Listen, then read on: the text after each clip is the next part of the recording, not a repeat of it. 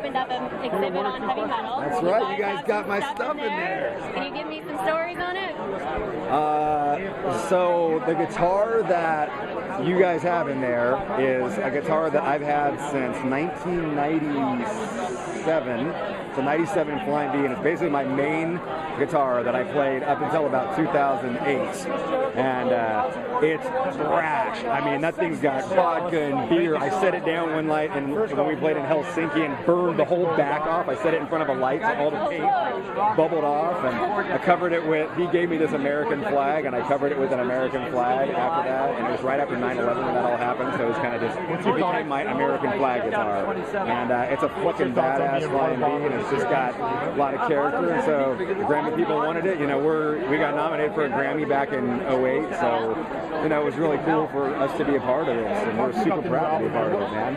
We're part of the history of heavy metal. For sure. When we decided to do the Metal Health record, instead of putting a picture of the band on the front cover, we wanted something that, you know, could possibly become iconic. We had no idea that the mask was going to become as iconic as it has been. 30 years down the line, people are going crazy about it. And that is one of the 3 original masks from the Metal Health video. One was destroyed on the set, one went missing and is still missing, and then there's that one which I've had since 1983. Well, maybe someone will find that one day. And, you know, with the advent of eBay, if anybody had it, it would have already been on eBay. I think it got lost, thrown away. Yeah, well, you know, back in the day when you did stuff, wretched excess was the word back in the day, and you never did anything cheaply. So when I decided I wanted to have me pop out of a street manhole cover, I made them pour a 1,000-pound blacktop street with a 500-pound manhole cover so I could pop out of the real thing. I wouldn't allow them to use plastic. So in that museum is a 500-pound cast iron Twisted Sister manhole cover. What do you do with it after you shoot? It sat in somebody's garage, now it's on display. Yeah, did you ever think it was going to be in a museum? No, I didn't really. I never thought anybody would care. And it's cool that they do. So I saw something ministry related that was in there. Do you guys know what it was? It's Al's hat. Yeah. Legendary hat. Can you tell me a good story about the hat? This person would have all the good stories here. This is Al's wife. Yeah. That hat has been to more places than Johnny Cash. That is quite a statement right there. And Al's the new man in black.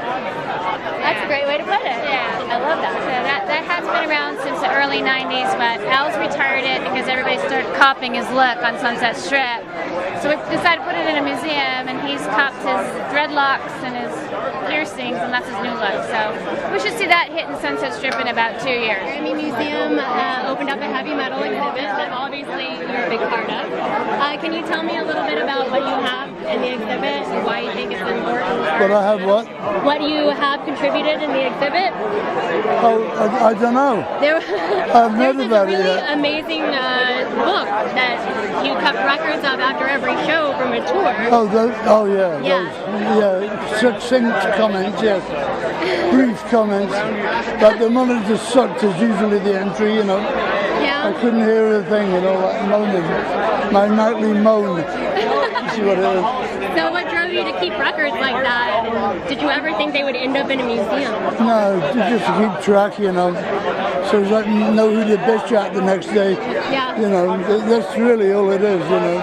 Yeah. Just to keep track of who's doing the gig and who isn't, you know. So the Grammy Museum opened up a heavy metal exhibit. Yes, and Hatebreed was nominated for a Grammy, but yet we don't have anything in the Grammy Museum. So, what happened? You tell me what should be in there. All right. What about like a dirty old pair of stage shorts that I wore on the Ozfest 2002? 2002, huh? Yeah, but they smell so bad it might actually deter people from We need going. like a smell-proof case to put them in. Yes. Yeah. Or what about like, I'm sure you have a ton of guitars and various things. What about like a piece of a tour bus? That would be rad. Like my mattress from With Mayhem leopard Fest. print? Yes. My leopard print sheet and mattress and pillow from my 2009 tour bus. I have to clarify, the only reason I know that is because I follow you on Instagram. Awesome. So you know my obsession. Yes. And I don't know if you can see, but people are saying, that's actually giraffe, I think. So people have said, oh my God, do you have leopard on your shoes? But I think it's actually giraffe. So as long as you're animalistic, it's all good. Awesome. I think it would have to be my colon because of the pounding, the relentless pounding and fisting that it could take being in the music business itself. Wow. It's gaping. I actually was going to rename not just my anal cavity, just myself, Snake River. And you saw Evel Knievel couldn't even jump over that one.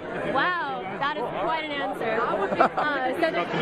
We have a lot of animated artwork from the TV show that would be good there. I have beat up guitars that I dropped on stage touring with Dethklok, old broken pedals and stuff like that. I don't know. Yeah.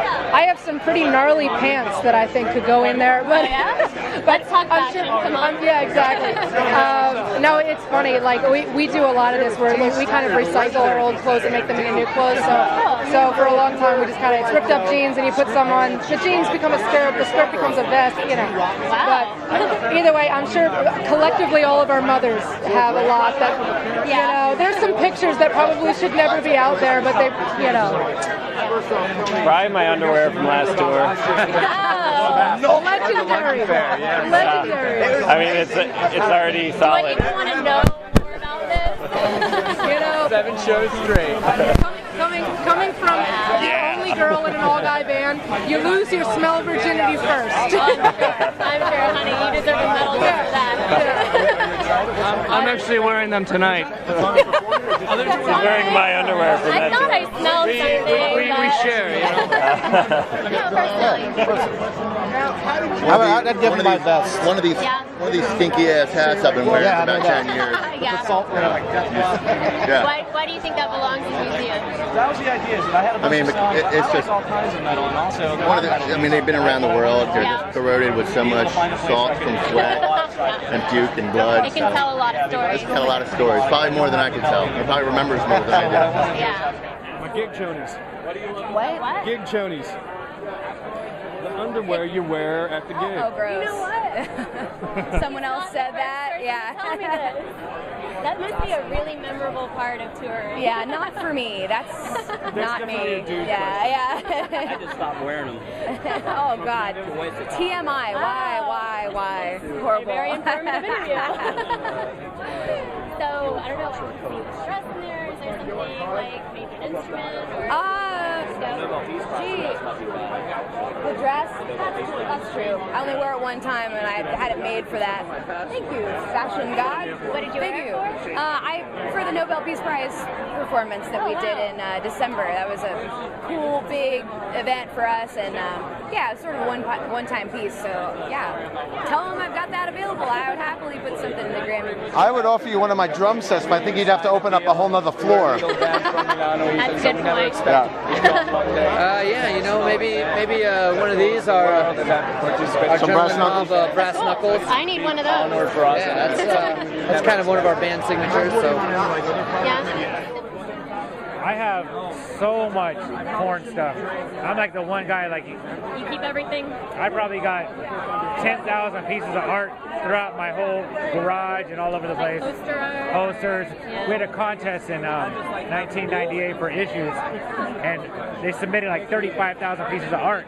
Fans. I remember this. Yeah. And nobody in my band wanted the art, so I'm like, I'll take it. I ended up putting it all over my house, so I got a lot of that.